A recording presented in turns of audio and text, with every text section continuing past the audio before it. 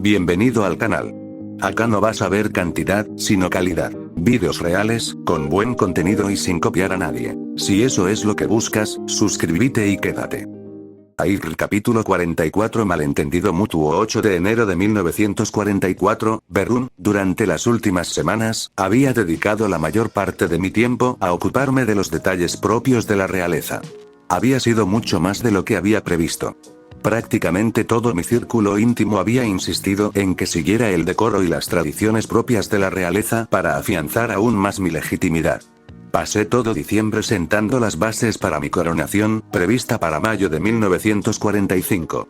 Según el anciano organizador del evento con el que hablé, semejante espera era normal para la mayoría de la realeza, dada la cantidad de preparativos necesarios. Había que enviar invitaciones a todo el mundo, diseñar el escudo de armas de mi familia, encargar artículos ceremoniales e insignias a artesanos o pedirlos prestados al tesoro de la familia de Luis. Y eso no era ni la mitad. Todavía recuerdo vívidamente que me dijeron que tan solo diseñar y confeccionar mi vestido de coronación llevaría 5 meses. Los costes finales fueron exorbitantes, incluso si el Estado se hiciera cargo de ellos. Intenté convencer a todos en mi círculo íntimo de que una coronación tan grandiosa era frívola, pero argumentaron que el país no podía permitirse el lujo de hacer el ridículo ante el mundo con una coronación de tan bajo presupuesto. La coronación sería televisada a millones de personas y asistirían decenas de líderes mundiales. Por eso, finalmente cedí, aunque seguía pensando que era un derroche de millones de marcos. Ludwig también insistió en que cambiara el nombre de la nación para reafirmar mi legitimidad. Me dieron la opción de volver al antiguo nombre de Imperio Germánico o elegir uno nuevo. Al final, opté por el nombre de Imperio Centroeuropeo para destacar mejor la presencia de otras etnias además de la germánica en el imperio, aunque seguiría siendo conocido simplemente como el Imperio, de forma similar a como se dice América al referirse a Estados Unidos. Tras 2 meses y medio, solo me quedaban algunos asuntos urgentes por resolver. Uno de ellos era reunirme con Lergen para aclarar sus razones para apoyar a Ludwig en la abolición de la República. Quería reunirme con él antes, pero nuestros horarios no coincidían. Por suerte, nuestras secretarías finalmente encontraron un hueco libre para mañana. Tras resolver la mayoría de los problemas urgentes, por fin tuve algo de tiempo libre. O lo habría tenido, si no hubiera tenido que asumir una responsabilidad que no tenía hace un año. Paternidad. Alexander, deja de morderte la mano, acabas de gatear sobre ella. Tatiana, deja de morderle la otra mano a tu hermano, saqué las manitas regordetas de Alexander de la boca de los gemelos. Los bebés suelen explorar las cosas llevándoselas a la boca, y este instinto se intensifica cuando les empiezan a salir los dientes. A menudo, tenía que impedir físicamente que mordisquearan cualquier cosa sucia. Al ver que no tenían nada que mordisquear, gatearon inmediatamente hacia el área de juegos que les había preparado para encontrar su juguete para morder. ¿Por qué decidieron morder primero una mano en lugar de los juguetes de goma en perfecto estado que les había comprado? Era un misterio que solo la mente de un bebé podía resolver. Tatiana, deja de robarle el juguete a tu hermano. Ya tienes el tuyo. Alexander, no le robes el juguete a tu hermana solo porque ella te robó el tuyo. Reprendí a los 2 niños de 10 meses, pero fue inútil. Consideraron que los gemelos tenían la edad suficiente como para que los cuidados que necesitaban no interfirieran demasiado con nuestro trabajo. Por eso, Visa y yo los trajimos del orfanato para que vivieran con nosotros. Ahora que los gemelos eran oficialmente herederos reales del Imperio Centroeuropeo, su protección y crianza eran primordiales. Mi seguridad personal se había duplicado, y la mitad del cuerpo de seguridad se había dedicado exclusivamente a proteger a los niños. Visa no se conformaría con menos. Visa incluso organizó entrevistas para contratar niñeras, aunque ninguna ha pasado la prueba. Al parecer, mi esposa era muy exigente. Mientras tanto, debíamos cuidar de los niños nosotros mismos. Sin embargo, subestimé enormemente la atención que necesitan los bebés. No habría sido tan grave si solo se hubieran quedado tumbados en su cuna o corralito todo el día. Pero durante los meses que estuve de vacaciones, desarrollaron la astuta habilidad de gatear. En lugar de quedarse quietos, se movían constantemente, lo que obligaba a uno de nosotros a vigilarlos sin descanso. Visa se había marchado hacía 1 hora para solucionar un problema con la organización de la coronación, así que me quedé sola con los niños. Alexander me miró con los ojos muy abiertos durante un segundo mientras le hablaba con condescendencia. Por un momento, pensé que me haría caso. Pero esa ilusión se desvaneció cuando simplemente gruñó y se alejó gateando de su hermana, con el juguete para morder robado de esta, un juguete de goma con forma de tostada, en la boca. Con una mano, arrastraba su peluche de Germania-chan mientras balbuceaba sin sentido. Tatiana gateó tras su gemelo sin importarle que le hubieran robado su juguete para morder, arrastrando también su propio peluche de Germania-chan. Sí, sus peluches de Germania-chan. Esos ya existen. A principios de noviembre, el dueño de una fábrica en Akitsushima mostró interés en obtener el derecho a fabricar productos con la temática de Germania-chan, dada su creciente popularidad. El joven aspirante Osamu Tezuka, a quien le había facilitado mis datos de contacto, se enteró de esto y me llamó para informarme. Usando a Tezuka como contacto, logré cerrar un lucrativo acuerdo comercial manteniendo el anonimato. Incluso le di a Tezuka una parte de las ganancias como agradecimiento. Los productos de Germania-chan, desde peluches hasta juguetes tradicionales de Akitsushima, comenzaron a producirse en masa. Los peluches que llevaban los bebés eran del primer lote fabricado. Había encargado 3 con envío express al imperio. ¿Por qué 3 peluches y no solo 2? Porque quería uno para mí. Ta. Gritó Alexander triunfante a su hermana, señalando la puerta de mi estudio. El dulce que su hermana le había dado ya se le había caído de la boca. Gateó hasta la puerta y logró ponerse de pie apoyándose en ella con una mano, mientras con la otra intentaba alcanzar la manija. Por suerte, aún era demasiado bajo para llegar a ella. Al fracasar, Alexander se sentó, señalando la manija de la puerta y balbuceando la única palabra que conocía: mamá. Una clara señal de que quería que le abriera la puerta. Tomé al bebé en brazos como si fuera un gato mojado y acerqué mi cara a la suya, frunciendo el ceño y adoptando mi tono más severo. En mis tiempos en el ejército, hombres adultos del 203 se acobardaban ante esto solo. No entren a mi despacho sin mi permiso. Tengo documentos confidenciales ahí dentro. Si alguna vez se cuelan, los mandaré de vuelta al orfanato, amenacé. Era una amenaza vacía, por supuesto. No era insensible. Pero necesitaban saber que mi despacho era zona restringida. Como siempre, Alexander se me quedó mirando fijamente durante unos segundos antes de esbozar una sonrisa que, debo admitir, era bastante adorable. Por mucho que intentara parecer seria con los bebés, solían ignorarme con una sonrisa o una risa. De hecho, empiezo a pensar que les resulta gracioso que los intimide. O eso, o sabían que podían salirse con la suya con tal de que parecieran monos. Cambiando a una forma que me permitiera cargar a Alexander con un brazo, extendí la mano libre para darle a sus mejillas regordetas y suaves un buen apretón a modo de castigo. Su única respuesta fue una risita aguda y corta. Alexander era el más problemático de los dos. Pero su hermana siempre se metía en sus travesuras de una forma u otra. La semana pasada, ambos intentaron escapar, gatear, del apartamento cuando Visa dejó la puerta entreabierta por accidente. Tata sentí un suave golpecito en la pierna. Miré hacia abajo y vi a Tatiana con los brazos en alto, indicándome claramente que la alzara. Poniendo los ojos en blanco, hice lo que ella quería. Me agaché para levantarla, procurando no soltar a su hermano. Tatiana se rió a carcajadas mientras la alzaba. Los gemelos seguían aferrados a sus peluches de Germania-chan con sus manitas. De repente, Alexander bostezó. Como si fuera contagioso, su hermana también bostezó. Miré el reloj que estaba encima del televisor en la sala y vi que eran las 8 de la noche. Era hora de que se fueran a dormir. Por suerte, ya les había cambiado los pañales y les había dado de comer hacía media hora. Así que solo tuve que acostarlos. Los llevé a su habitación, donde había 2 cunas paralelas, separadas por medio metro. Con cuidado, los coloqué en sus respectivas cunas. Se acostaron sin protestar. La única resistencia que opusieron fue cuando tuve que sacar su peluche de Germania-chan de la cuna. Para bebés de su edad, dormir con un peluche aumenta el riesgo de asfixia durante el sueño. También aumenta el riesgo de síndrome de muerte súbita del lactante, SMSL, aunque este síndrome aún no se ha definido ni nombrado formalmente. Por eso, preferí que se resistieran un poco cada noche en lugar de correr riesgos fácilmente evitables. Una de las cosas que apreciaba de ellos era que casi nunca lloraban, incluso cuando no se salían con la suya. Supongo que tuve suerte en ese sentido. No podría soportar a unos bebés malcriados que lloraran durante la mitad del día. Aunque estaban en la cuna, sus ojos seguían bien abiertos, mirándome fijamente. Claro que no esperaba que se durmieran enseguida.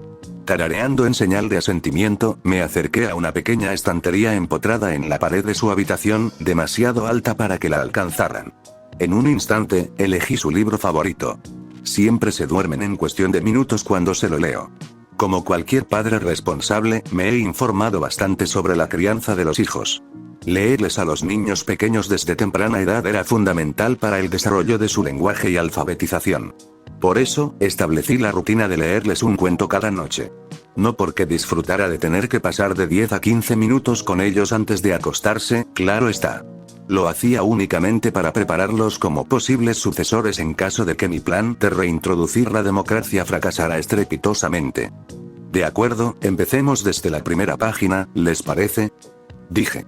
Alexander y Tatiana respondieron con pequeños asentimientos adorables que, de alguna manera, coincidían. Abrí el grueso libro y comencé a leer. La Escuela de Economía de Chicago propone que, 9 de enero de 1944, Berun Lergen tragó saliva con nerviosismo antes de entrar en el despacho de la canciller, no, de la emperatriz. No le sorprendió recibir la citación para una reunión privada. Como uno de los principales artífices de que su ascenso al trono transcurriera sin problemas, Tanya von de Gurechav seguramente se había fijado en él. Pero sentía cierta inquietud. Nunca le explicaron el motivo de la citación. Al entrar en la espaciosa sala, Lergen vio que Tanya estaba recostada en su escritorio.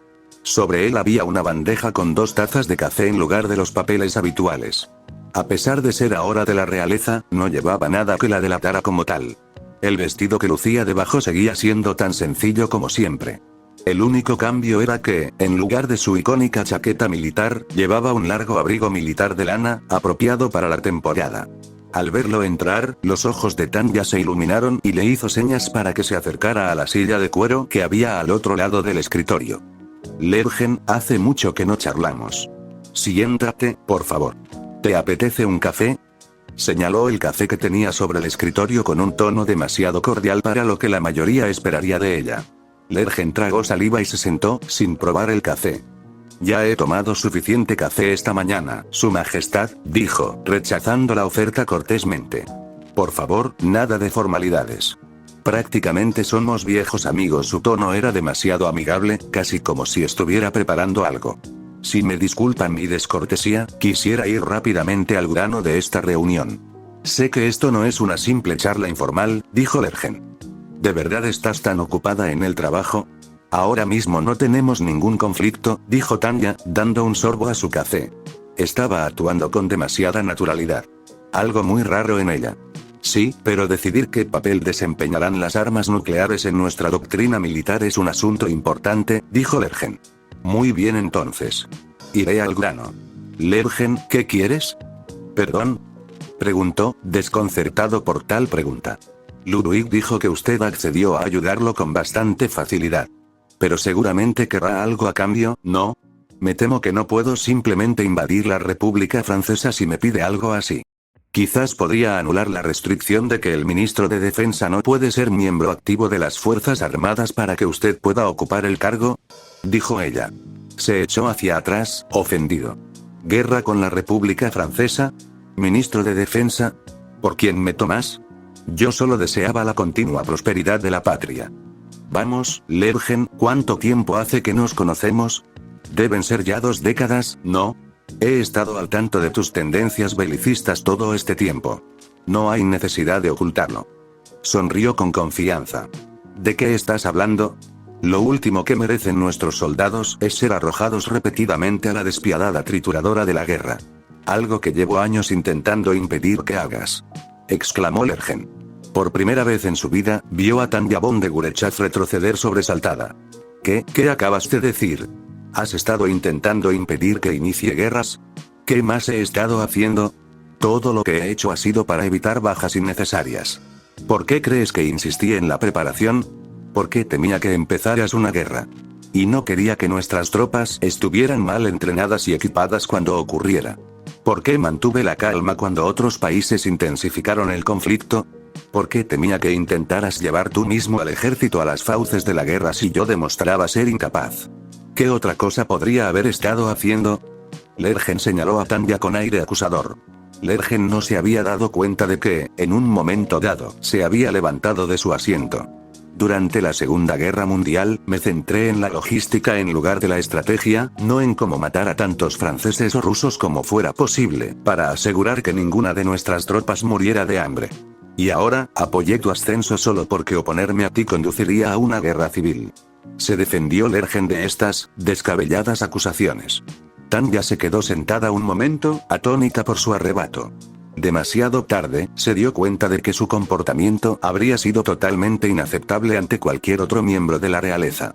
Fue solo por su relación personal con Tanya que se había atrevido a actuar como lo hizo. ¿Tú pensabas que yo quería la guerra? ¿Yo? ¿De entre todas las personas? Tanya se quedó boquiabierta. Lergen respiró hondo, ignorando la acusación de ser un belicista. Ese rumor infundado había empezado a circular tras su eficaz derrota de los restos del Ejército Rojo en San Petersburgo. Probablemente perdería su trabajo por esto. Pero alguien tenía que decírselo a la cara. Alguien tenía que dejarlo claro. De lo contrario, podría sumir al mundo en la guerra sin nada que la detuviera. ¿Sí? Desde el momento en que leí aquel artículo que escribiste hace 20 años, hablando de una hipotética guerra mundial, me di cuenta de que, en tu mente, no era hipotética en absoluto. Era algo que solo un fanático de la guerra podría soñar.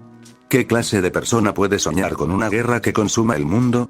Y tus acciones durante la Primera Guerra Mundial reforzaron aún más mi impresión de tu sed de sangre.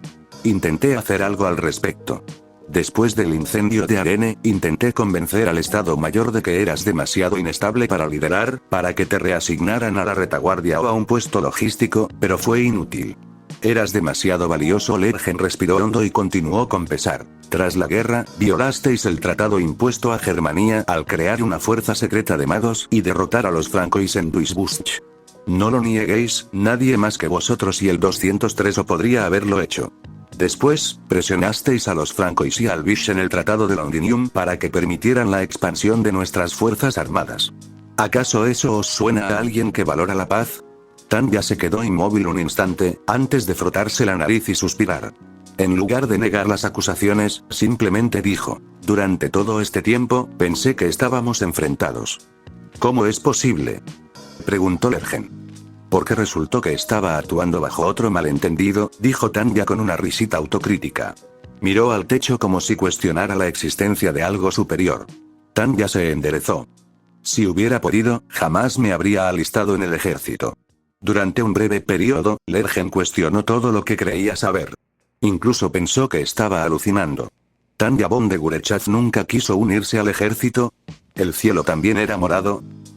¿Qué quieres decir con eso? Lergen forzó algunas palabras a pesar de su incredulidad. Tanya se encogió de hombros. Era una huérfana de 8 años sin nada más que un prometedor talento mágico, viviendo en un país con la guerra a la vuelta de la esquina. Sabía que todos los magos acabarían siendo reclutados, sin importar la edad. Así que pensé que, si era inevitable de todas formas, bien podría alistarme. A diferencia del orfanato, al menos en el ejército daban 3 comidas al día y un sueldo fijo. Esta parte no sorprendió a Lergen.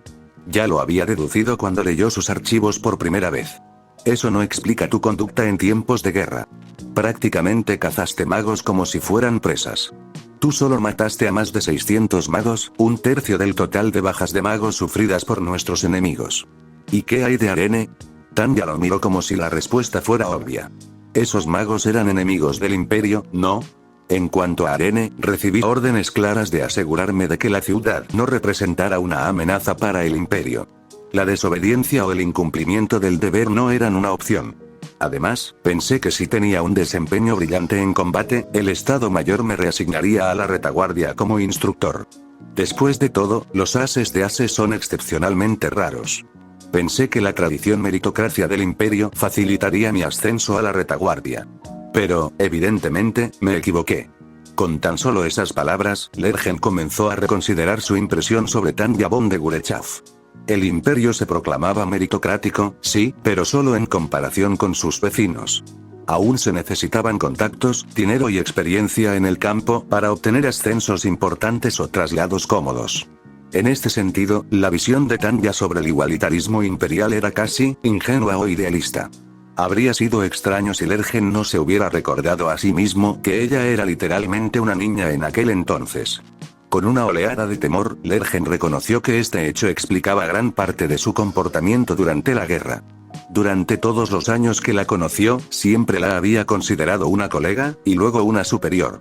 Pero esta conversación había puesto de manifiesto un hecho innegable que todos, incluido él, solían pasar por alto, ya fuera por la conducta o la reputación de Tanya. Entró en el infierno de la guerra a la tierna edad de 8 años. ¿Acaso su afán por matar magos enemigos y completar misiones no era más que el entusiasmo de una niña pequeña por impresionar a los adultos? Incluso su asombroso historial de asesinatos debía ser reevaluado desde otra perspectiva. Los niños de esa edad difícilmente podían comprender la verdadera naturaleza de la muerte y el asesinato. Para ella, perseguir un alto número de víctimas podría no ser diferente de un estudiante que busca las mejores calificaciones para obtener elogios y recompensas de sus profesores y padres. ¿Podría su comportamiento maduro haber sido también resultado de imitar a los adultos que la rodeaban? Si lo analizaba desde esa perspectiva, entonces, por supuesto, Tanya había seguido todas las órdenes al pie de la letra. Los niños rara vez desobedecían a las figuras de autoridad, y el ejército se aseguraba de que la obediencia y la disciplina fueran lo más importante. En ese instante, un sentimiento de culpa abrumador invadió a Lergen, obligándolo a tragar saliva. Durante todos esos años de guerra, Lergen había intentado innumerables veces que Tanya fuera reasignada a la retaguardia. En todas esas ocasiones, había creído estar haciendo lo incorrecto por la razón correcta: alejar a una de las mejores del campo de batalla para proteger a los civiles de su sed de sangre. Todo se había reinterpretado.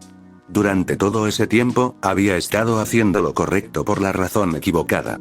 Sin darse cuenta, había estado intentando proteger a una niña del campo de batalla, juzgándola erróneamente como un monstruo. En cuanto a las acciones de Tanya tras la guerra, ¿acaso los acontecimientos posteriores no la habían reivindicado? Puede que hubiera creado una fuerza secreta de magos, infringiendo la convención impuesta a Germania, pero fue precisamente esa fuerza lo que repelió a los francos en Duisburg. Y su decisión de remilitarizar el país como canciller demostró ser acertada cuando tanto la República Franco-Hildoa, Yugoslavia como la Federación Rusa les declararon la guerra. Reprimió su sentimiento de culpa y miró fijamente a la mujer que tenía delante, al otro lado de la mesa. Logró mantener la compostura mientras su visión del mundo se desmoronaba. Sintiendo que le debía una explicación, Lergen comenzó a explicarse mientras Tanya escuchaba atentamente. El Estado Mayor valoraba a los mejores pilotos y a menudo los retiraba a la retaguardia para que desempeñaran funciones importantes, sí. Pero eso solía reservarse para aquellos con contactos o de nobleza, cualidades que tú, siendo tan joven, no tenías. La boca de Tanya se había abierto ligeramente con incredulidad. Lergen jugueteaba con las manos, avergonzado de revelar de esa manera una de las pocas prácticas corruptas del ejército. En los primeros años de la guerra, se determinó que el ejército necesitaba al menos unas de ases en el frente en todo momento como baza y para levantar la moral. A mediados de la guerra, usted era el único as de ases desplegado porque algunos altos mandos lo consideraban prescindible debido a su origen humilde.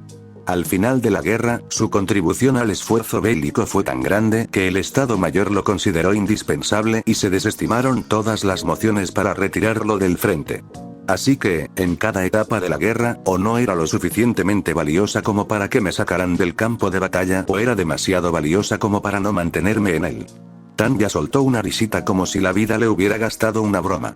Con la intención de confirmar su hipótesis, Lergen logró preguntarle: «Su Majestad, no, Tanya, si hubiera tenido la opción, ¿qué carrera habría elegido?» «Gestión de recursos humanos en el sector privado», respondió sin dudarlo. «Ya veo», murmuró él. La rapidez con la que ella respondió se lo confirmó. No era su carácter innato lo que la impulsaba a dedicarse a la vida militar, sino sus circunstancias y la insensibilidad del imperio al enviar a una niña a la guerra. Realmente la había malinterpretado. Levantándose de su asiento, Lergen hizo una reverencia sincera. «Entonces, le debo una gran disculpa por haber puesto en duda su carácter. Durante todo este tiempo, tuve la impresión de que la guerra le resultaba emocionante. Le ruego que me perdone». Sin conocer su revelación, su acción debió parecerle brusca. Su sorpresa se reflejó en su voz al responder: «Están todos perdonados. Y supongo que también les debo una disculpa. Por haberlos malinterpretado como belicistas cuando solo eran un hombre que hacía todo lo posible por defender al país». Tras llegar a un entendimiento mutuo, permití que Lergen volviera a su trabajo. Si bien fue estupendo que Lergen resultara ser un mariscal íntegro que solo cedió ante Luduit porque pensó que una resistencia considerable a mi ascenso conduciría a una guerra civil, me molestaba pensar en cuántas personas bajo mi jurisdicción me habían malinterpretado. Pensar que durante 2 décadas me había visto como un monstruo sediento de sangre. Era una idea perturbadora. Imagina que has trabajado con un compañero de oficina durante 20 años, creyendo que la relación era bastante cordial. Colaboráis en proyectos, asistís a eventos de la empresa e incluso charláis un poco. Luego, un par de años después de que te asciendan a un nuevo puesto, descubres que la otra persona te tenía verdadero miedo porque siempre te había considerado un psicópata. Sin duda, eso trastocaría tu percepción de vuestras interacciones anteriores. Por suerte para mí, Lergen cambió de opinión rápidamente. Al darse cuenta de su error, se disculpó enseguida y pidió perdón. Con cortesía, lo perdoné y me disculpé a su vez por haberlo considerado un belicista. Por un giro del destino, un hombre al que creía opuesto a mis ideales de paz resultó ser un firme aliado todo el tiempo.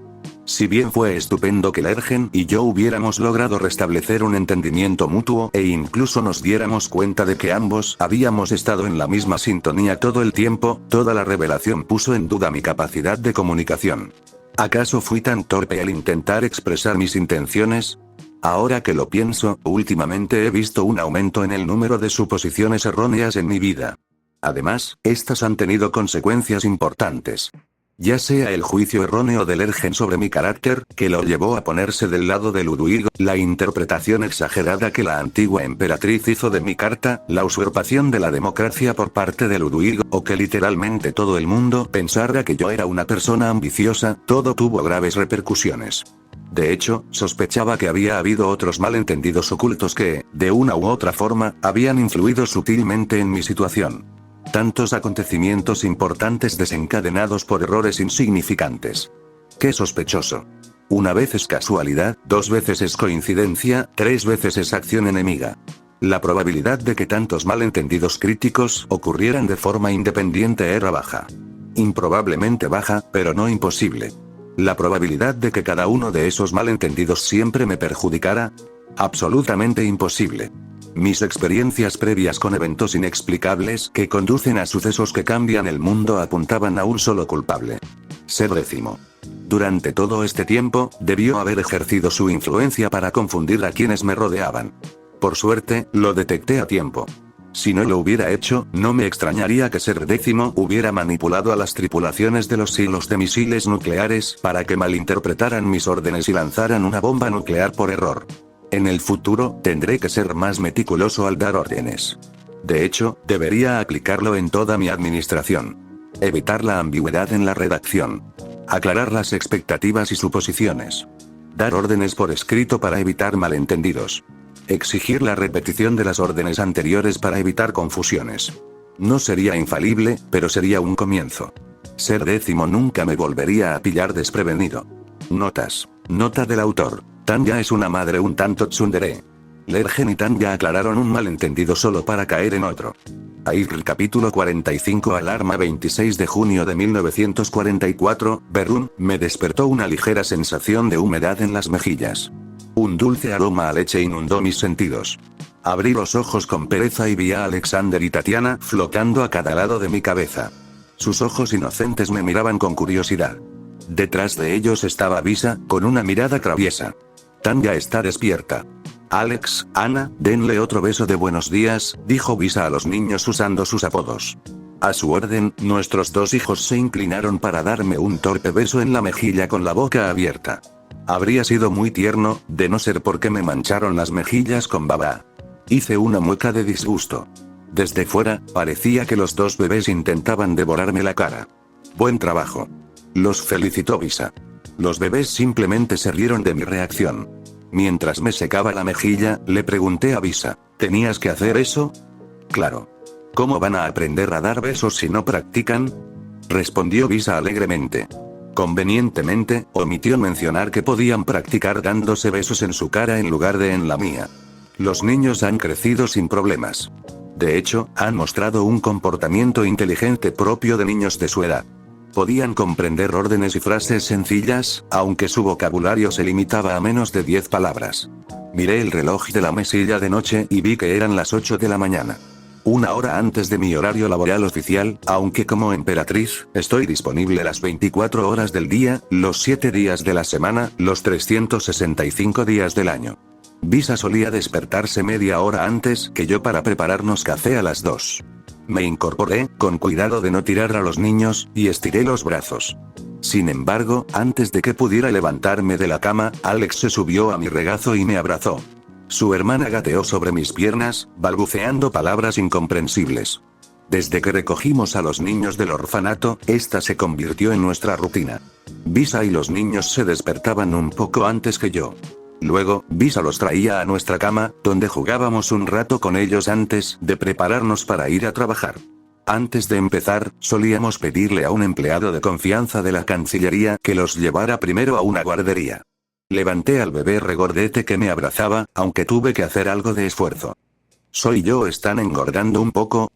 Le pregunté a Visa. Al mismo tiempo, le apreté los michelines del brazo a Alex. Visa me lanzó una mirada de reproche. No puedes simplemente llamar gordos a nuestros bebés. Mejor diles regordetes. Es lo mismo.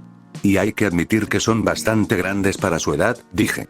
Al mismo tiempo, le pellizqué las mejillas a Alexander con 2 dedos y las estiré ligeramente, aunque sin mucha fuerza, para recalcar lo regordete que estaba. Tatiana vio lo que le hice a su hermano y se acercó gateando, extendiendo una mano para pellizcarle la otra mejilla.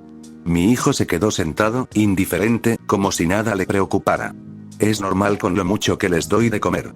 Todos los niños son gorditos a esta edad. Además, quizás heredaron la estatura de mi familia, dijo Visa. ¿Tu familia es alta? Pregunté. Visa era bastante alta para una mujer de esa época, medía 173 centímetros. Pero como nunca había conocido a su familia, siempre había atribuido su estatura a la excelente nutrición que recibía por ser noble, no a la genética. Por supuesto. Todos en mi familia eran más altos que el promedio. Mi padre y mi hermano mayor incluso medían más de 2 metros, proclamó Visa con orgullo. Sorprendida, miré a Alexander y Tatiana, quienes, hartos de rodearme, se enfrascaron en una pelea. Me estremecí al pensar que en el futuro me superarían en estatura. Ya era la persona más baja del trabajo. No estaba preparada para serlo también en casa. Unos minutos después, me estaba cepillando los dientes, con Alexander y Tatiana a mi lado, subidos a sus respectivos taburetes. Los sujetaba con un brazo por la espalda para evitar que se cayeran, ya que hacía poco que habían aprendido a caminar. Los niños me observaban mientras Visa les cepillaba los dientes. Cada uno tenía solo 8 dientes, pero aún así necesitaban una limpieza diaria. Más tarde, disfruté de un desayuno tradicional alemán con mi esposa mientras los niños tomaban leche de sus biberones. Después de terminar de comer, cada niño recibió un trozo de strudel de manzana. Por la alegría que les daba cada vez que lo comían, era evidente que les encantaban los dulces, igual que a mí. Media hora después, entregamos a los niños a Clara, una de las agentes de confianza de Elia en el BND. Le encargamos que los llevara a una guardería cerca de la Cancillería. La guardería ya había sido evaluada en cuanto a seguridad y competencia meses atrás, y era un lugar habitual para que las madres trabajadoras de la Cancillería llevaran a sus hijos pequeños.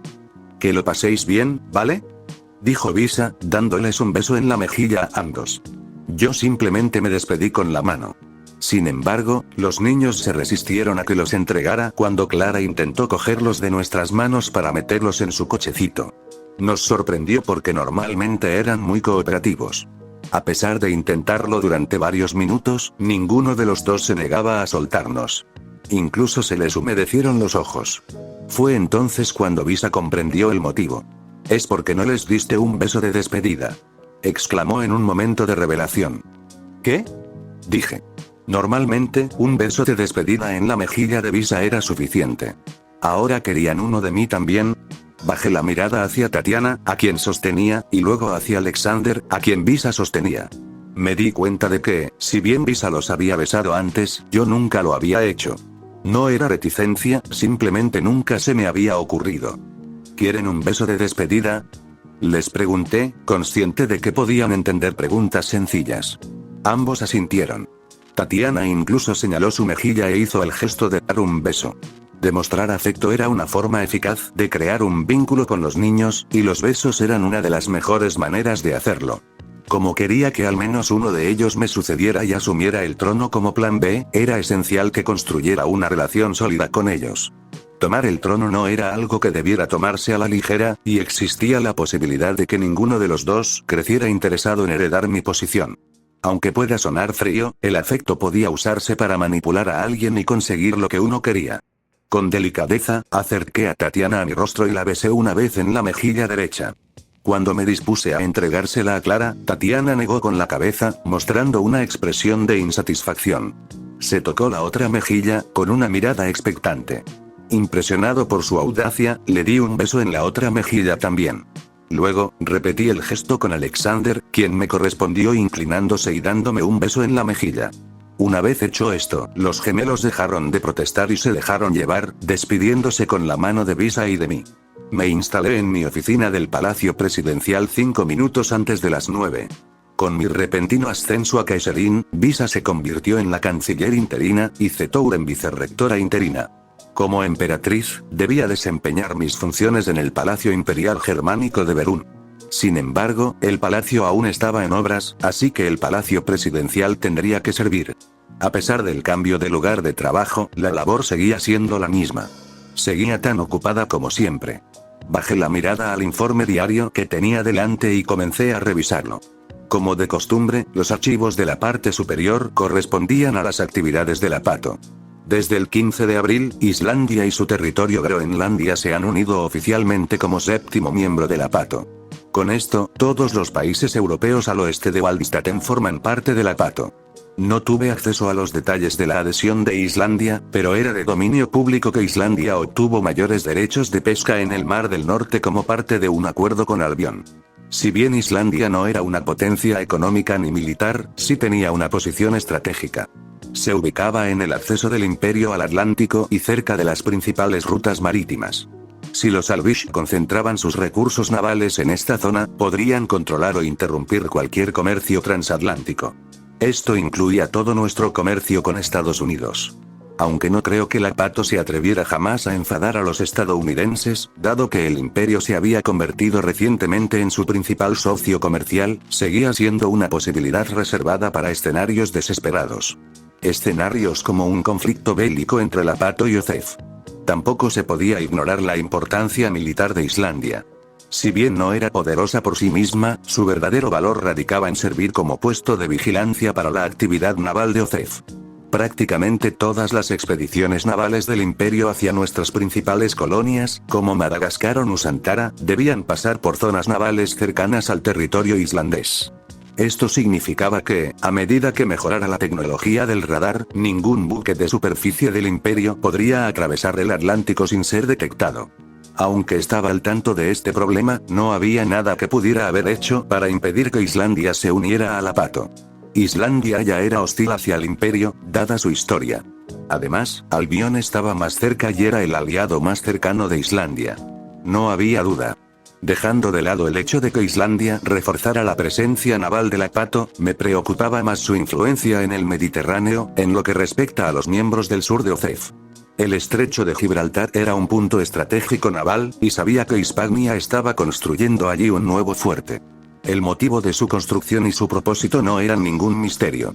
Al este del Mediterráneo se encontraba el Canal de Suez, cuya importancia para el comercio mundial era innegable. Si bien Egipto no estaba bajo el control directo de la PATO, su pasado como protectorado ocupado le había influido profundamente debido a la influencia de Albion. Incluso 20 años después de obtener la independencia, soldados albinos aún permanecían en Egipto. Además, el Canal de Suez estaba bajo el control directo de la Compañía del Canal de Suez, cuyas acciones pertenecían a la República Francesa y a Albion. No sabía si podrían forzar el cierre del Canal de Suez o, al menos, prohibir la navegación de los barcos de OCEF, pero prefería no averiguarlo. Ya le había dado órdenes explícitas a Elia de establecer la mayor influencia posible en Egipto, incluso hasta el punto de retirar a algunos de nuestros agentes asignados a las operaciones de descolonización de PATO. Afortunadamente, todos esos agentes reasignados tenían sustitutos. Estos sustitutos eran mujeres nativas de la zona con potencial mágico, cuidadosamente seleccionadas y entrenadas por nuestros agentes para reemplazarlas. Si bien su breve entrenamiento tal vez no las equiparara con los verdaderos agentes del BND, eran lo suficientemente competentes. Su objetivo era hacer todo lo posible para presionar al gobierno egipcio a nacionalizar el canal de Suez. Sobornos, cabildeo, espionaje, todo. Semejante subversión llevaría fácilmente más de una década. De lograrlo, el canal de Suez quedaría fuera del control del Apato. Por supuesto, nacionalizar el canal de Suez provocaría sin duda una reacción de Albión y los francos. En ese caso, estaba totalmente dispuesto a apoyar a Egipto con el pretexto de proteger la soberanía de un país neutral. Quizás podrían intentar provocar algo similar a la crisis de Suez de 1956 de mi mundo. Sin embargo, la ejecución de tal plan probablemente sería radicalmente distinta. Israel no existía en este mundo. Palestina seguía siendo un mandato británico. No tenía ni idea de qué entidad política podría invadir Egipto para darles a Albión y a los François una excusa para intervenir.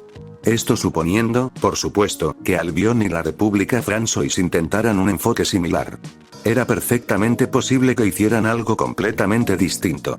En ese momento, lo único que podía hacer para mitigar la influencia naval de Pato era invertir en la expansión de mi propia armada. Me resistía a hacerlo. Las armadas solían ser un pozo sin fondo. Además, la armada de Albión superaba con creces a la nuestra tanto en número de barcos como en tonelaje. Lamentablemente, expandir el poder naval del imperio era algo que ya no podía posponer. Si bien descuidar nuestra armada había sido una decisión acertada, cuando el principal rival del país era la Federación Rusa, cuyo ejército era su rama militar más poderosa, Albish había reclamado esa posición, ya que poseía la armada más grande del mundo. Era imperativo que nosotros también tuviéramos una armada, por mínima que fuera, para evitar la conquista de nuestros mares y la interrupción de nuestras rutas comerciales. Además, esto supondría una inversión a largo plazo. Un requisito fundamental para que un país fuera considerado una superpotencia era la capacidad de proyectar poder militar en cualquier parte del mundo. Esto era algo que mi país aún no poseía, pero Albión e incluso la República Francesa, aunque en menor medida, sí. Asimismo, con la incorporación de colonias como Madagascar, Nusantara, el Congo, Surinam y varias islas del Océano Índico, la obligación de la armada ya no se limitaba al territorio continental imperial en Europa. Si quería asegurar el estatus del imperio como superpotencia, una armada apenas mayor que una flotilla ya no era aceptable. Suspirando, llamé a la Cancillería para que me enviaran a mi oficina todas las propuestas relativas a la actualización de nuestra doctrina naval. Desde nuestra victoria naval contra los François, varios oficiales superiores de la Marina me han estado molestando constantemente. Anticipando un cambio en la forma en que se librarían las batallas navales en el futuro, habían redactado varias propuestas para la nueva doctrina de nuestra armada. Por supuesto, no mencionaron que si una propuesta obtenía mi aprobación, casi con toda seguridad su autor sería considerado para un ascenso. Como la Marina no era una prioridad para mí, todos esos documentos se habían ido acumulando mientras los ignoraba. En menos de una hora, 2 secretarías trajeron más de 60 expedientes diferentes redactados por personal naval, desde capitanes hasta almirantes de 4 estrellas. El número total de páginas de todos esos documentos debía ser de al menos unos miles. Afortunadamente, la mayoría de estos expedientes tenían breves resúmenes adjuntos en la primera página, escritos por asistentes que los habían leído previamente y resumido para mí. No iba a tomar yo mismo la decisión sobre nuestra doctrina naval. Carecía de la experiencia y el conocimiento necesarios en materia de guerra naval. Mi plan era analizarlas una por una y luego seleccionar las más prometedoras para discutirlas con la alta dirección naval y el ministro de Defensa. Si bien cualquier propuesta que yo eligiera probablemente resultaría en un mayor presupuesto asignado a la Marina, era un costo que tenía que asumir. 28 de junio de 1944, provincia de Chongqing, Qin controlada por los comunistas, de pie en un vasto campo de entrenamiento plano, Patia Novikov miró con desdén a sus aprendices de Qin que intentaban un ejercicio de vuelo. Patético. ¿Estos eran los candidatos a magos más prometedores del QCP?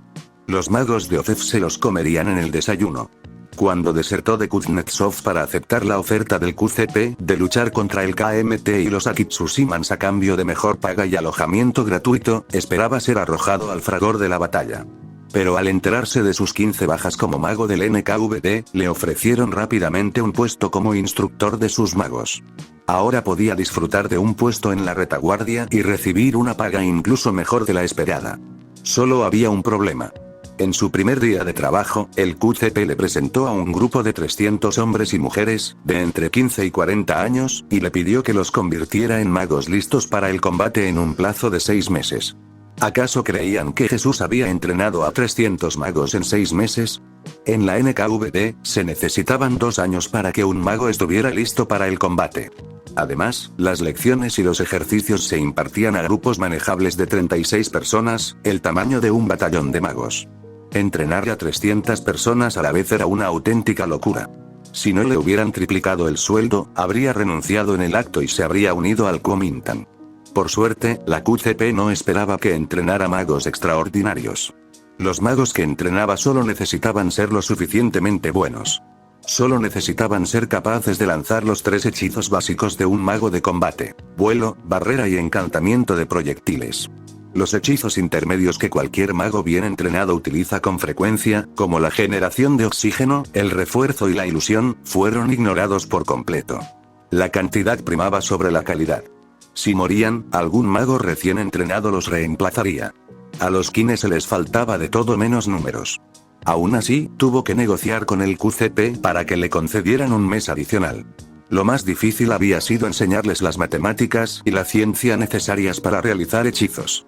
La gran mayoría eran campesinos con conocimientos básicos de matemáticas y física. Tras 5 meses de intenso aprendizaje memorístico, Patia logró que se pusieran al día. Al alzar la vista de nuevo hacia los 60 magos en formación que apenas lograban volar en formación, Patia reprimió una mueca de dolor. Detrás de ellos, otro grupo de 60 permanecía firme, esperando su turno para demostrar su habilidad de vuelo. Con apenas 2 meses para entrenarlos en la práctica, no había mucho tiempo para perfeccionar su entrenamiento. De los 300, solo una docena podía volar a velocidades superiores a 300 km por hora, incluso con un orbe de doble núcleo. El resto apenas podía ejecutar sus 3 hechizos básicos. Su grupo de aprendices debía terminar su entrenamiento en 10 días. Patia no esperaba que más de la mitad sobreviviera los primeros 3 meses de su despliegue. Había hablado con algunos de sus antiguos camaradas del NKVD que habían regresado del frente. Los magos del KMT y de Akitsushi no eran tan buenos como los germanos, pero estaban a la par con los magos del resto de OCEF. Sus aprendices estaban a punto de ser masacrados, los pobres desgraciados. Los combates en el este, en la provincia de Guangxi, fueron brutales, y el Partido Comunista de Qatar estaba perdiendo terreno. Esto generó desesperación. Desesperación suficiente como para arrojar a magos mal preparados a la carnicería en lugar de entrenarlos durante 3 meses más y cuadruplicar su tasa de supervivencia. Patia sacó un cigarrillo del bolsillo, lo encendió con un simple hechizo y dio una larga calada. Esperemos que el enemigo estuviera tan desesperado como ellos. 4 de julio de 1944, Novi Sad, Imperio Centroeuropeo, vestido con una gabardina marrón y un sombrero fedora, Leon Tomlinson caminaba a paso ligero por la ciudad decadente, evitando los charcos y la basura que ensuciaban las calles. Saltó con indiferencia sobre un charco mugriento y se retorció el bigote rubio. A su alrededor, edificios de hormigón tristes, grises y desmoronados se alzaban hacia el cielo como dedos podridos. De vez en cuando, algunas personas salían a los balcones para lavar la ropa o realizar otras tareas, intentando seguir adelante con sus vidas. Para León, parecían gusanos que entraban y salían de un cadáver. El tráfico era inexistente.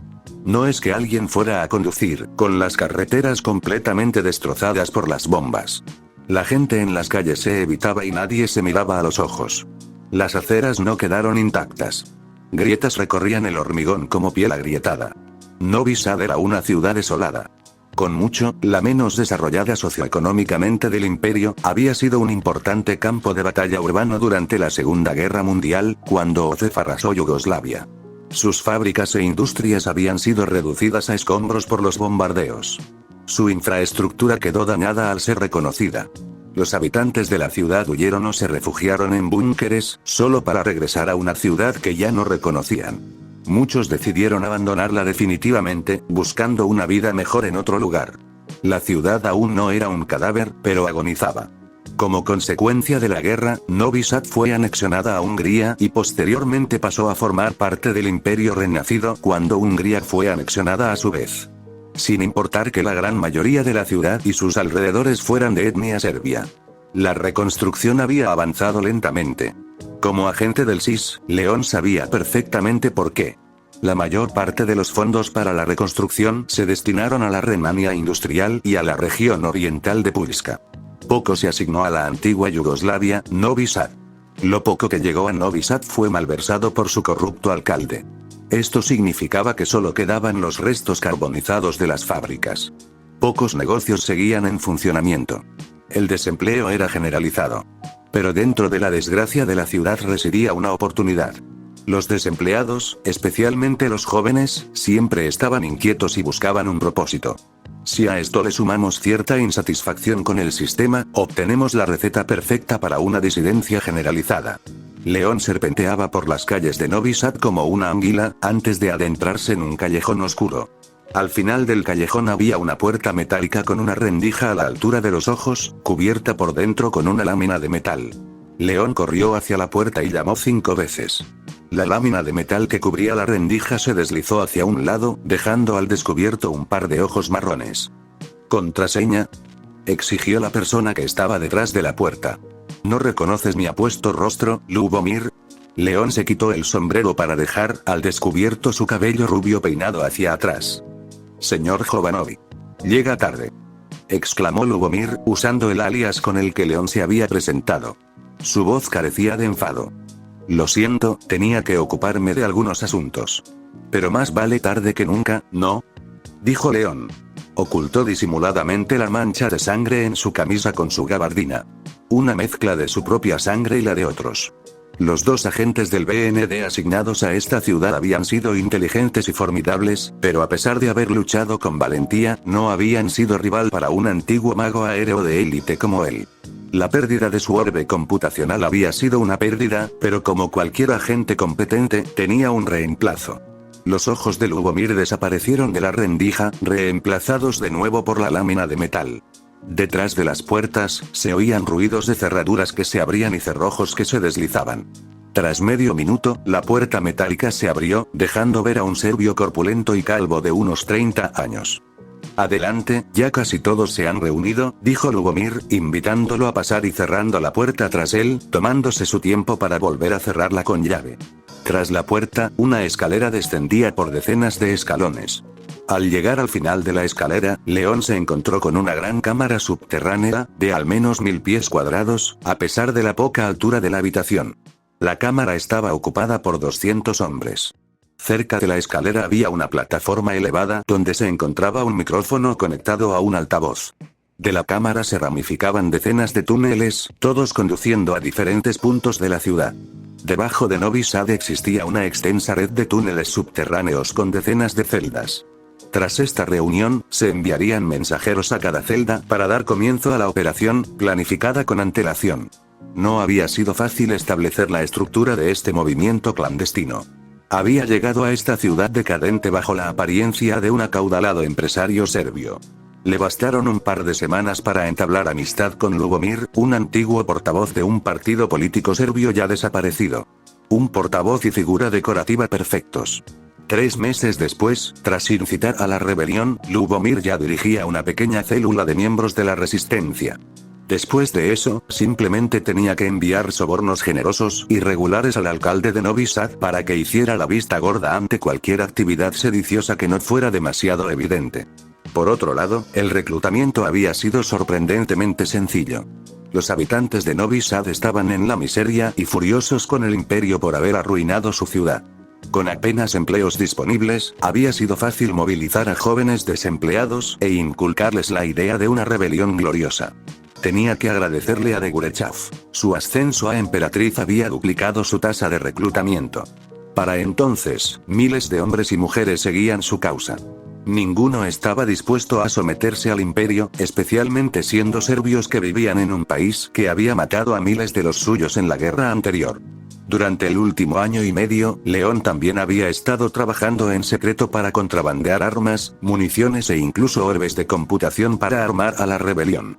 Si bien no habían reunido lo suficiente para armar a todos los hombres de la rebelión, pronto no lo necesitarían.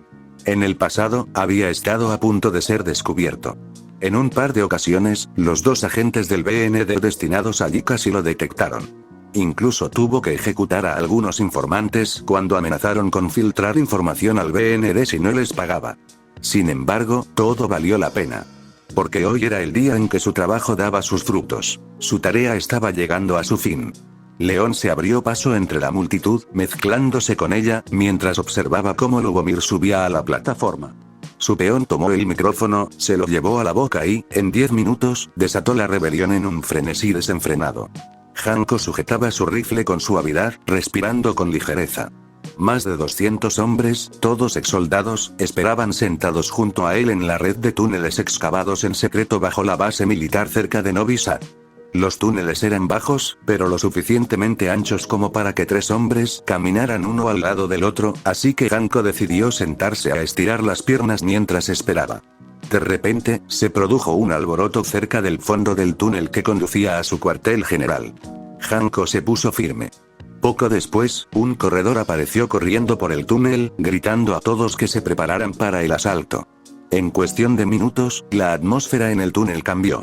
Los rostros de los hombres se tensaron y su respiración se aceleró por la expectación. A cada pelotón de 10 hombres se le asignó un líder, y Hanko era el líder del suyo. Siguiendo el plan al pie de la letra, Hanko condujo a sus hombres a un tramo de túnel con una escalera que llevaba a una rejilla metálica cubierta por una caja de madera. Siendo el primer pelotón en salir del túnel, se quedó mirando la caja de madera que bloqueaba la rejilla metálica. Tras un minuto de espera, oyó pasos que se acercaban a la caja, los cuales finalmente se detuvieron justo al lado de la misma. Entonces, la caja de madera comenzó a moverse, apartándose para dejar de obstruir su salida. Un joven rubio de ojos azules lo miró a través de la reja, sonriendo. Su uniforme lo identificaba como soldado del Imperio. Normalmente, su instinto habría sido apuntar y disparar a cualquiera que vistiera tal ropa, pero este hombre era diferente. Su espía les sonrió desde arriba y habló en perfecto serbio. Todo despejado, teniente Hanko. Suba. Tras asentir con la cabeza a sus hombres, Hanko subió por la escalera y apartó la reja. Salió del túnel a gatas y entró en un almacén con estanterías repletas de cajas de madera. Aparte de él y Svetozar, su infiltrado, el almacén estaba desierto. Bueno, gente viva, claro. A unos 12 metros del agujero del que Hanko salió arrastrándose, yacía un cadáver uniformado boca abajo en el suelo. Un charco de sangre se acumulaba bajo su cuello. Al ver que Hanko miraba fijamente el cadáver, Svetozar explicó: el compañero que me asignaron para vigilar el almacén. Córtale la garganta antes de que pueda emitir un sonido. Diles a los hombres que guarden silencio al salir, puede que haya gente afuera que pueda oírte. Hanko asintió a Svetozar, indicándoles a los hombres de abajo que subieran. Uno a uno, comenzaron a salir del agujero como hormigas. Hanko echó un vistazo al almacén, a las cajas que llenaban los estantes. ¿Son todas armas y municiones? Sí, diles a los hombres que cojan algunas ametralladoras. El resto lo enviaremos de vuelta al cuartel general. Svetozar señaló unas cajas grandes cerca del estante inferior. Hanko asintió, sujetando el hombro de Svetozar. Un trabajo fantástico. Svetozar estaba a punto de responder cuando la puerta que daba al almacén se abrió de golpe. Un soldado imperial entró con una bolsa de almuerzo. Oye, Karl, el comandante te quiere en la oficina. Vengo a... El soldado se quedó paralizado cuando sus ojos se posaron en la docena de hombres que ya habían salido del agujero, y luego en el cadáver ensangrentado en el suelo a pocos metros de distancia. Intru no llegó a dar la advertencia antes de que una bala le atravesara el cráneo, disparada por un soldado. Se desplomó como un saco de arroz. Idiota. Hanko se giró, gritando pero susurrando. Te dijeron que no dispararas antes de asaltar la base. Ese disparo probablemente los alertó a todos. Lo siento, señor, fue instinto de combate. Lo juro por mi vida. Dijo el soldado. Hanko lo reconoció. Un veterano nervioso, siempre un poco impulsivo con el gatillo. Joder, sabía que no debería haberlo traído. Pero necesitaban a todos los veteranos, así que lo habían incluido. Medio minuto después, una alarma ensordecedora resonó en toda la base. Hanko maldijo. Adiós al sigilo. Notas. Parece que la dificultad del juego de Tanya se ha actualizado de fácil a media. Nota del autor. Me impacienté demasiado y no pude esperar hasta el domingo para subir el capítulo, como había prometido. De ahora en adelante, subiré capítulos cualquier día de la semana. Seguiré publicando un mínimo de 2 capítulos al mes, con la posibilidad de subir 3. Texto del capítulo AICR capítulo 46 Intimidación 6 de julio de 1944, Berún, estaba revisando el estado actual de nuestra armada cuando me informaron de la insurgencia en Novi Sad y me pidieron que asistiera a la asamblea militar de emergencia. Al recibir la noticia, corrí directamente al lugar, abandonando mi trabajo anterior. Abrí la puerta de golpe y entré rápidamente en la sala de conferencias de guerra, con mi largo abrigo militar arrastrándose tras de mí. En el centro de la espaciosa sala había una mesa tan grande como una cama king size. Sobre ella colgaba un mapa gigante de Europa del Este, con los cambios fronterizos más recientes. Los altos mandos militares de todas las ramas se agolpaban alrededor de la mesa. Su debate ya había comenzado sin mi presencia. Alrededor de la sala se encontraban varios ayudantes y secretarios, ocupados en llevar mensajes y órdenes. En las 4 esquinas había sofás que rodeaban mesas de centro. Sobre la mesa de centro se habían dispuesto diversos aperitivos y refrescos para un receso, pero ninguno había sido tocado. Al verme entrar, todos en la sala me saludaron. Simplemente asentí con la cabeza y todos retomaron sus tareas. Al acercarme a la mesa, los 2 oficiales más cercanos, ambos tenientes generales, se hicieron a un lado para dejarme sitio. Tras un breve gesto de agradecimiento, tomé asiento en el borde de la mesa de planificación. No me lo endulces. ¿Qué tan grave es? Decidí ser directo. Los miembros de mayor rango presentes en la sala se miraron nerviosamente. Por su reacción, era evidente que la situación no era la ideal. Finalmente, Lergen, que estaba frente a mí, tomó la palabra. Hemos perdido todo contacto con la ciudad. La última comunicación que recibimos provino del ayuntamiento de Novi Sad, solicitando ayuda. Gracias a ella, sabemos con certeza que los rebeldes capturaron la base de Vidikovac, al sur de la ciudad. Existe una alta probabilidad de que tengan acceso al arsenal de la base, que incluye fusiles de asalto, explosivos de grado militar y un pelotón de 4 tanques pesados. El último informe de inventario de la base también incluía una caja de orbes de computación tipo 99, pero desconocemos si las fuerzas rebeldes cuentan con magos entre sus filas que puedan utilizarlos, informó Lergen, mientras se masajeaba las sienes, probablemente para aliviar una migraña. Al estar situada junto a una ciudad recientemente adquirida y cerca de nuestra frontera con Serbia, la base de Vidikovac estaba mucho mejor abastecida que la mayoría de las bases militares de Hungría. ¿Tenemos alguna estimación del número de rebeldes en la ciudad? Le pregunté a Lergen. Nuestra estimación es de 3 a 5.000. La población de la ciudad es de tan solo 60.000 habitantes. Lergen dejó escapar un suspiro de cansancio. Me quedé boquiabierto. Al menos uno de cada 20 habitantes de la ciudad se estaba rebelando violentamente. ¿Hasta qué punto había empeorado la situación en Novi Sad para provocar tal nivel de disidencia? No le había prestado mucha atención a una ciudad tan marginal, pero seguro que no había sido completamente olvidada. Evidentemente, tanto el gobernador de Hungría como el alcalde de Novi Sad habían incumplido sus funciones. De lo contrario, un problema de esta magnitud jamás habría surgido. Me propuse abordar más adelante la competencia del gobierno local húngaro. ¿Cómo lograron tomar la base? ¿Debería estar bien defendida?, pregunté. Observé la ubicación de la base en el mapa. Construida sobre una colina y con un arsenal bien surtido, solo una división enemiga podría conquistarla. Antes de su caída, no se avistó ninguna fuerza hostil que se acercara a la base. La teoría actual es que los rebeldes podrían haber utilizado los túneles subterráneos de antes de la guerra o las alcantarillas, lo que les habría permitido sorprender a los hombres allí apostados, dijo un general junto a Lergen. Su acento húngaro delataba su origen. Llamé a Elia, que estaba en la periferia del rectángulo formado por los líderes militares. ¿Tenemos información sobre la facción que los apoya? Para mi sorpresa, Elia negó con la cabeza. Los agentes que asigné a la ciudad no han respondido. Supongo que están infiltrados o muertos. Sin embargo, dadas las circunstancias y la ubicación de Novi Sad, los culpables más probables son Lapato o Serbia. Lapato cuenta con mayores recursos y agentes más competentes para llevar a cabo una operación de esta magnitud, pero Serbia está justo al otro lado de la frontera con Novi Sad, por lo que enviar suministros a los rebeldes les resultaría más fácil. Elia continuó. Tampoco han presentado ninguna demanda formal. Pero, a partir de la composición étnica mayoritaria de la ciudad y su historia reciente, podemos deducir que desean que Novi Sad sea una entidad política independiente o que vuelva a estar bajo la administración de Serbia. Un coronel señaló entonces 2 ciudades en el mapa. Se trataba de ciudades de la región que habíamos anexado a Serbia, ambas con poblaciones ligeramente menores que Novi Sad. Si la rebelión de Novi Sad cobraba fuerza, podría envalentonarlos. En el peor de los casos, podríamos enfrentarnos a una rebelión regional a gran escala o a una pequeña guerra civil. Teníamos que sofocar a los insurgentes cuanto antes. Había varias maneras en que podíamos usar la fuerza para resolver este problema. Primero, la guerra urbana. La descarté de inmediato. Los rebeldes no solo conocían bien la ciudad, sino que además contaban con una extensa red de túneles subterráneos. Jamás podríamos desalojarla. Peor aún, habían saqueado el arsenal de la base de Vidikovac, por lo que sus armas eran del mismo nivel que las nuestras. Solo podíamos esperar que no tuvieran suficiente armamento para equipar a todos sus combatientes. Si decidíamos luchar dentro de la ciudad, nuestras pérdidas podrían ser catastróficas. Necesitaríamos movilizar 6 o 7 veces más hombres para asegurar una victoria rápida. Y esto sin considerar las bajas entre la población civil inocente.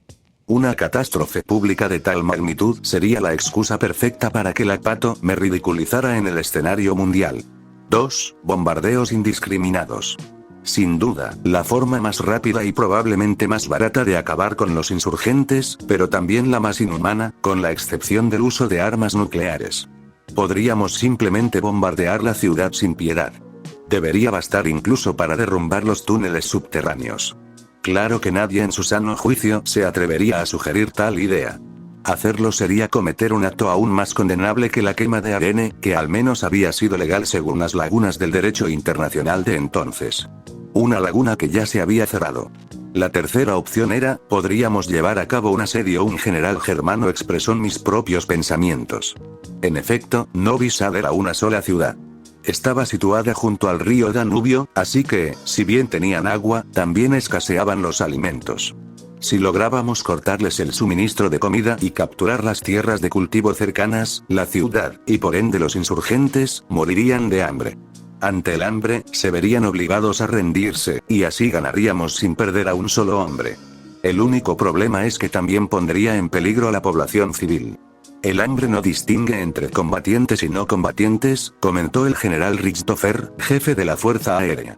Y no podemos descartar la posibilidad de que los insurgentes recurran a robar alimentos a la población civil para mantener a sus combatientes. Si lo hacen, los civiles serían los primeros en morir durante el asedio, afirmó Weiss. Reprimí un gemido de frustración.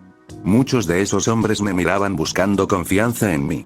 Como Kaiserin, debía mantener la compostura. Si me veía nerviosa, solo afectaría negativamente a la sala. Todas las miradas estaban puestas en mí, esperando que decidiera qué estrategia seguir. O mejor dicho, que les quitara la responsabilidad de decidir. Al fin y al cabo, no me pedían que les dijera cómo tomar Novi Sad. Al igual que yo, podían enumerar decenas de maneras de tomar la ciudad. Lo que querían de mí era una respuesta definitiva sobre si un asedio valía la pena, considerando el riesgo de miles de bajas civiles. En ese momento, sentí la sutil diferencia de presión en comparación con cuando era canciller. Como canciller, podía renunciar. Como emperatriz, no había reemplazo. Pero antes de que pudiera decir nada, las puertas que daban a la sala de conferencias de guerra se abrieron de nuevo. Todos nos giramos para mirar al recién llegado, un capitán de la Fuerza Aérea a juzgar por su insignia. Entró en la habitación y saludó con firmeza. Capitán Weber, informando. Nuestros aviones de reconocimiento han regresado de Novi Sad. Todos estuvimos atentos a lo que dijo a continuación, ansiosos por obtener información más relevante. Lo que obtuvimos fue bastante decepcionante. Adoptando una estrategia proactiva, los insurgentes, autodenominados Ejército Libre de Novi Sad, capturaron numerosas granjas cerca de la ciudad y trajeron camiones cargados de alimentos. El asedio ya no era viable.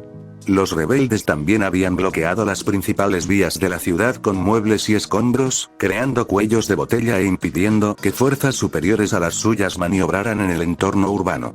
Librar una guerra urbana sería ahora aún más infernal. Las imágenes tomadas por aviones de reconocimiento también revelaron que los rebeldes habían logrado trasladar 8 camiones antiaéreos desde la base de Vidikovac, y los habían instalado a intervalos escalonados alrededor de la ciudad. Los 8 eran camiones Flak 37 de 8,8 centímetros, diseñados para derribar aeronaves de gran altitud e incluso podían funcionar como camiones antitanque. Pero esa no era la peor noticia. Se había avistado a magos patrullando la ciudad. Nuestros exploradores habían registrado y contado todas las firmas mágicas únicas. En total, había 12 firmas. Nada inmanejable, pero eran más magos de los que cualquiera de nosotros esperaba. En promedio, la proporción de magos de combate con respecto a la infantería en un ejército moderno era de 1:2000. Esto significaba que esperábamos que los rebeldes tuvieran solo entre 1 y 3 magos. Por lo tanto, o bien la población de Novi Sad tenía de alguna manera una mayor proporción de magos que el resto del mundo, o... Miré a mi alrededor, a los ocupantes de la habitación. La expresión de asombro en los ojos de todos me indicó que ellos también se habían dado cuenta. La mayoría de esos magos no eran de Novi Sad. La nueva información devolvió a todos a un estado de ánimo contemplativo, tratando de decidir qué curso de acción tomar. Finalmente, se me ocurrió una idea. No era la solución ideal, pero si funcionaba, evitaría mucho derramamiento de sangre innecesario. El mismo día, cuartel general del Servicio Secreto de Inteligencia, Londinium, el jefe del SIS, Theodore Johnson, suspiró aliviado al leer el informe del agente Deon Tomlinson, cuyo nombre en clave era Wane. El agente Wane había logrado introducir de contrabando a los magos enviados para reforzar el ejército libre de Novi Sad. Todos los magos que había enviado para ayudar en Novi Sad habían aprendido serbio y cultura serbia para integrarse con el resto del ejército libre de Novi Sad. Ninguno debía hacer nada que pudiera levantar sospechas sobre su origen serbio, incluso si sus vidas corrían peligro. Estos magos habían recibido instrucciones de apoyar al ejército libre de Novi Sad el mayor tiempo posible y luego huir de la ciudad en secreto justo antes de que Degurechav actuara con mano dura. Sabía que el imperio seguramente sospechaba de una fuerza externa que apoyaba a la FNSA, pero solo contaban con pruebas circunstanciales y no podían identificar al culpable. Mientras sus magos fingieran ser serbios, Albion podría fácilmente culpar a Serbia. Todo esto se llevó a cabo como parte de la Operación Amalgamación. Iniciada tras la formación de la PATO, la Operación Amalgamación tenía como objetivo desestabilizar a los países de OCEF mediante la anexión de territorios a través de la incitación a disturbios y rebeliones en sus territorios recién anexados. Si OCEF reprimiera las rebeliones por la fuerza, tendría que invertir recursos y dinero, además de desviar su atención de otros asuntos. Novi Sad fue simplemente la primera en rebelarse dentro del territorio de OCEF. Existían muchos otros frutos del trabajo del SIS dispersos por todo el continente. Esos frutos solo esperaban a que se diera la señal para madurar. 11 de julio de 1944, Imperio Centroeuropeo, contemplando la luna llena por la noche, Karl se removía inquieto en su sitio. Sus botas militares, que le quedaban grandes, rozaban la tierra blanda. Agarrando su rifle con un poco más de fuerza, Karl se ajustó ligeramente el uniforme. La división a la que pertenecía, la 77ª División de Infantería, llevaba casi 5 días acampada al sur de la ciudad de Szeged. Aún esperaban la llegada de las divisiones 78A y 88A, junto con 2 batallones de magos, como refuerzos. Una vez reunidos, marcharían juntos hacia el sur, en dirección a Novi Sad, a menos de 110 kilómetros de distancia, para sofocar la rebelión. Un soldado raso como él desconocía cómo lo harían y qué estrategia emplearían. La mitad de su escuadrón había sido asignada a la guardia de esta noche. La otra mitad haría el turno de mañana. Después de la cena, debían custodiar una pila de barriles de acero que contenían algo. Una gran lona blanca cubría la pila, impidiéndole leer el contenido de los barriles. Los barriles acababan de llegar ese mismo día. Era importante que supiera qué eran. No por curiosidad, sino simplemente porque era un espía de Albish.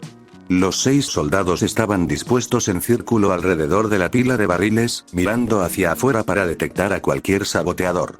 La distancia y el ángulo entre ellos eran suficientes para que cada soldado fuera visible para los 2 que tenía a su lado. Esto le impedía manipular los barriles sin ser descubierto. El soldado que vigilaba un ángulo a su derecha, Wilhelm, gritó groseramente: «Oigan todos, necesito orinar. Cúbranme». Esto era algo habitual. Cuando la naturaleza llamaba, uno de ellos se retiraba a los arbustos para hacer sus necesidades. Mientras tanto, los 5 se separaban un poco para cubrirlo. Pero, por suerte, el ángulo y la distancia entre ellos eran apenas suficientes para que pasara desapercibido. Justo cuando los hombres se marchaban y el resto del equipo se dispersaba para cubrir su ausencia, Karl aprovechó la oportunidad. Retrocedió un par de pasos para acercarse a la lona. Sus pasos fueron tan suaves que nadie los oyó. Con cuidado, levantó un extremo de la lona, sosteniéndola para poder distinguir las etiquetas de los barriles a la luz de la luna.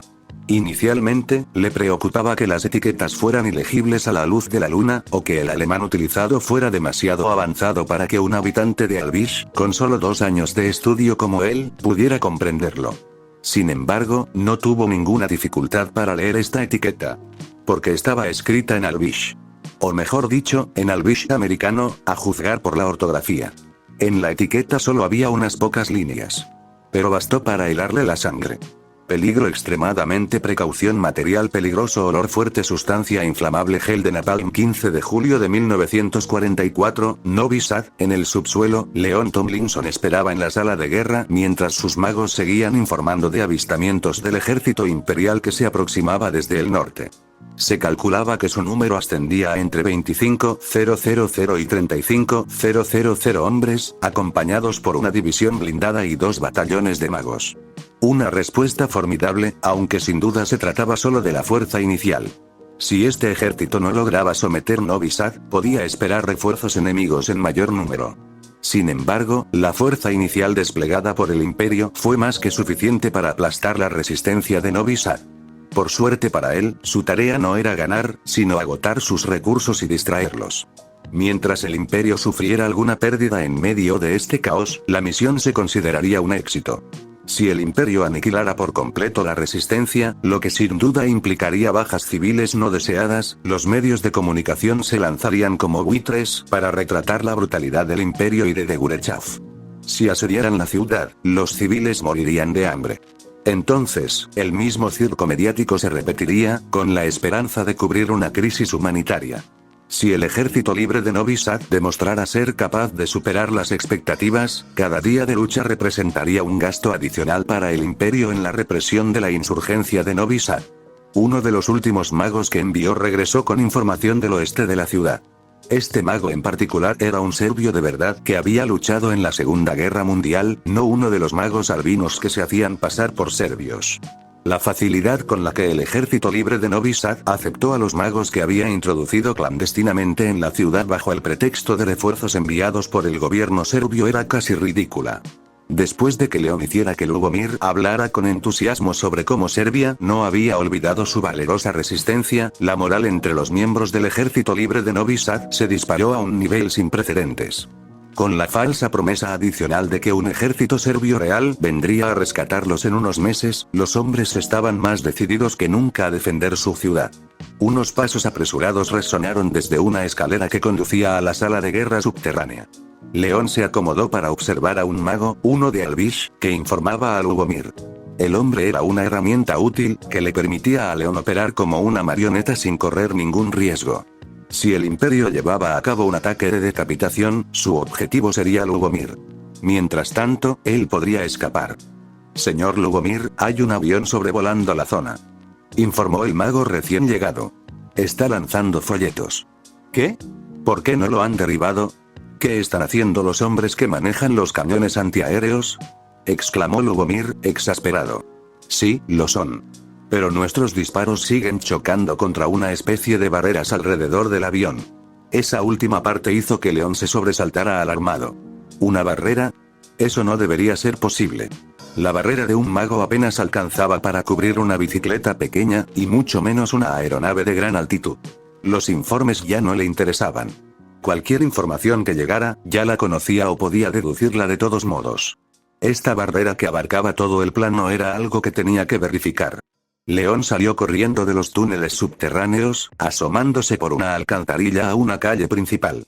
Al llegar a un espacio abierto donde los edificios no obstruían su visión, miró al cielo. León activó un hechizo óptico para agudizar su vista. Tal como había predicho el mago, había un bombardero justo encima de la ciudad.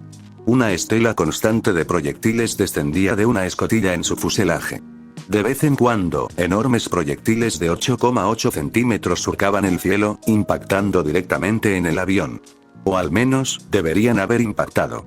Cada proyectil, por preciso que fuera, era detenido por una barrera ovalada translúcida que cubría el avión como una membrana protectora.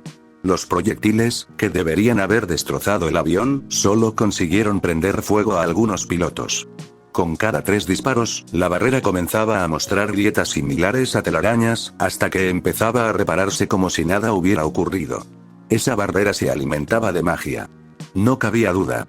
Como mago experimentado, León incluso podía percibir varias señales mágicas a bordo del avión. Pero, ¿qué hechizo estarían usando para proteger al bombardero de una andanada de munición antiaérea? ¿Algún tipo de nuevo hechizo de barrera de largo alcance? Pero algo así era demasiado exigente para un solo mago. ¿Había varios magos a bordo? Quizás cada uno mantenía una pequeña sección de la barrera. León observó cómo el avión finalmente salía del alcance de la artillería antiaérea. Había contado cada impacto. Un total de 7, sin contar los que dieron en el blanco antes de que él saliera del avión.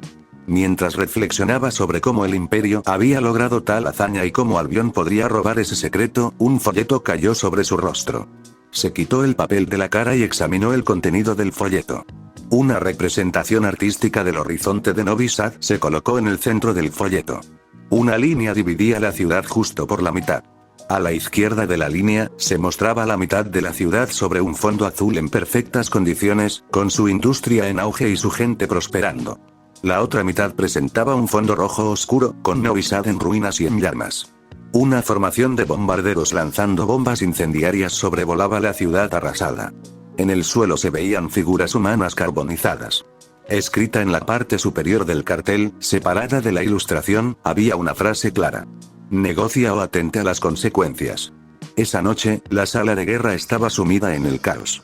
Tras aquella impactante demostración de un avión solitario recibiendo un bombardeo constante de proyectiles pesados como si nada, se reveló que su defensa antiaérea era insuficiente.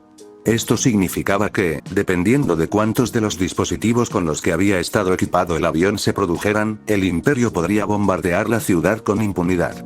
Esta revelación sumió a la resistencia en un mar de impotencia, minando su moral.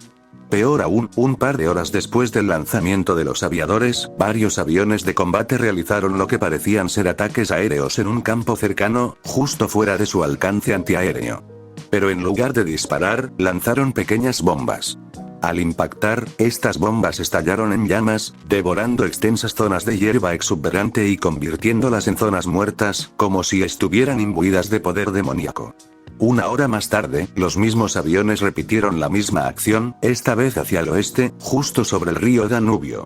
Algunos hombres se rieron a carcajadas al principio, ante la idea de que los imperiales lanzaran bombas incendiarias sobre un río. Para horror de la resistencia, el fuego siguió ardiendo sobre el agua, disipando cualquier esperanza de que pudieran colaborar para sofocar las llamas. León, por supuesto, sabía de la existencia del napalm, ya que un espía había enviado información al respecto mediante palomas mensajeras. Pero había supuesto que su defensa antiaérea y sus magos serían más que suficientes para disuadir el uso de la sustancia. Evidentemente, se había equivocado. Sabiendo que cualquier avión de combate enemigo podía convertirse en una especie de dragón, el ejército libre de Novi Sad ahora barajaba la opción que le ofrecía el Imperio: la negociación. Aunque a León y a sus magos Albish no les importaban demasiado las bajas sufridas por la ciudad, necesitaban que su insurrección durara más. La FNSA no aguantaría mucho en una batalla con semejante caída de moral y confianza menguante. Por ello, León convenció a Lubomir de optar por una táctica dilatoria, negociando con el Imperio y dilatando el conflicto para ganar tiempo.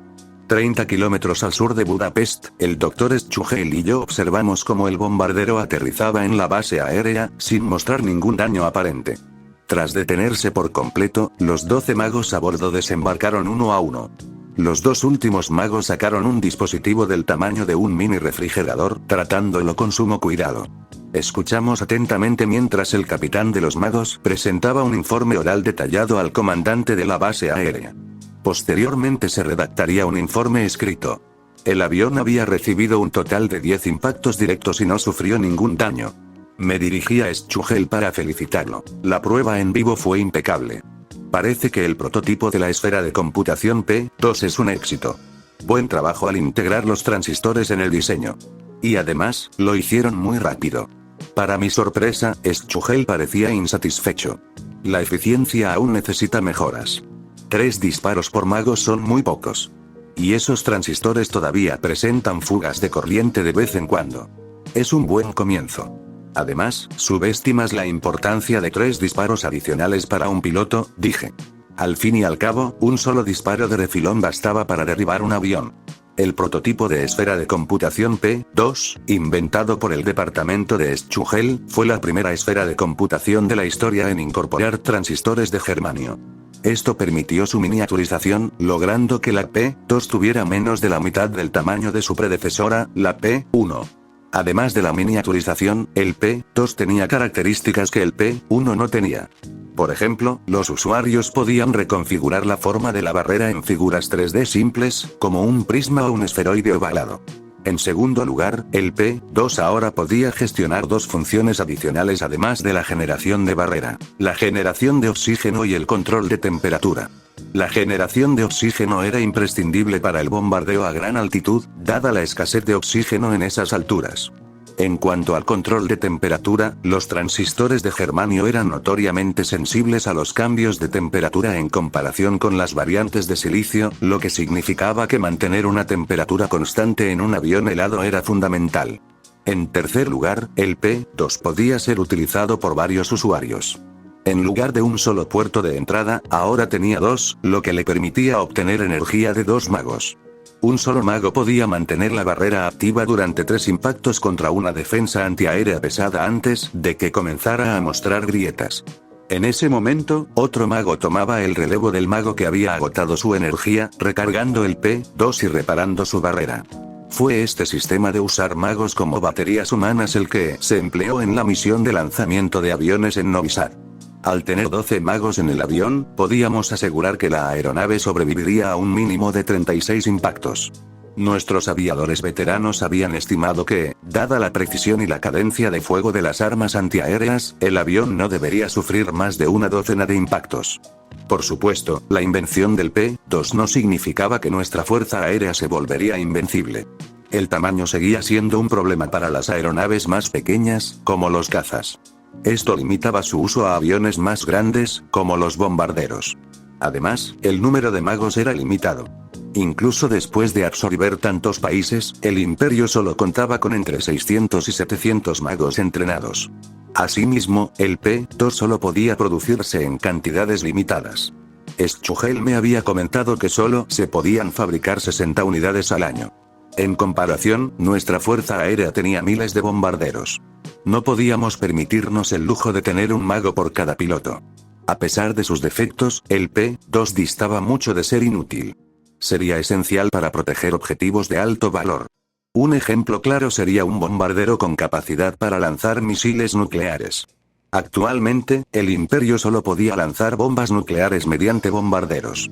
Esto significaba que la supremacía aérea y la eliminación de todas las amenazas antiaéreas eran primordiales para garantizar la seguridad del bombardero y de la bomba.